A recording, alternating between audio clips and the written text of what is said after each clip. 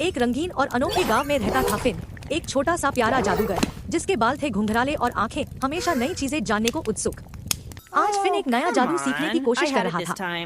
उसके प्यारे पालतू एक नन्ही ड्रैगन फ्लिकर और एक चुलबुली परी स्पार्क उसके आसपास मस्ती कर रहे थे।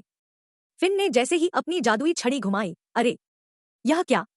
कमरे में अचानक अजीब खिलखिलाते मौसम वाले बादल घूमने लगे। अगले ही दिन पूरे गांव में मच गई उथल-पुथल। फिन के अजीब मौसम वाले जादू ने तो सब गड़बड़ कर दिया था। कभी इंद्रधनुषी बूंदें बरसती, तो कभी खिलखिलाती हवाएं चलती और कभी तो रुई जैसे बर्फ के गोले नाचते गाते सबको गुदगुदी करते। गांव वाले पहले तो हंसे, पर जल्द ही उन्हें समझ आया कि इस मजेदार मौसम से उनके रोज के काम रुक रहे थे। अपनी कार्यशाला से यह सब देखकर फिन बहुत घबरा गया। अपनी गलती का एहसास होने पर फिन ने हिम्मत जुटाई और फैसला किया कि वो सब ठीक करेगा।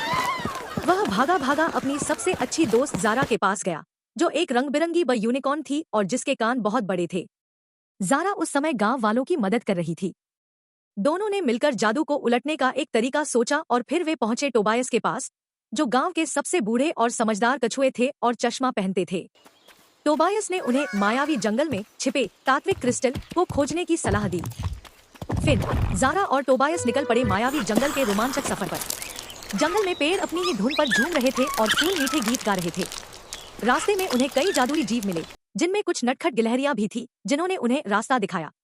यह सफर हंसी और अचरज से भरा था। आखिरकार वे जंगल के दिल तक पहुंच ही गए, जहां तात्विक क्रिस्टल रखा था। पर क्रिस्टल की रखवाली कर रही थी कुछ शरारती परियां।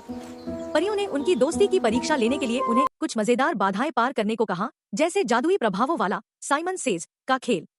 फिन, ज़ारा और टोबायस को अपनी अनोखी काबिलियत और सूझबूझ का इस्तेमाल करके मिलकर इन चुनौतियों का सामना करना पड़ा। Okay, everyone, carefully across now.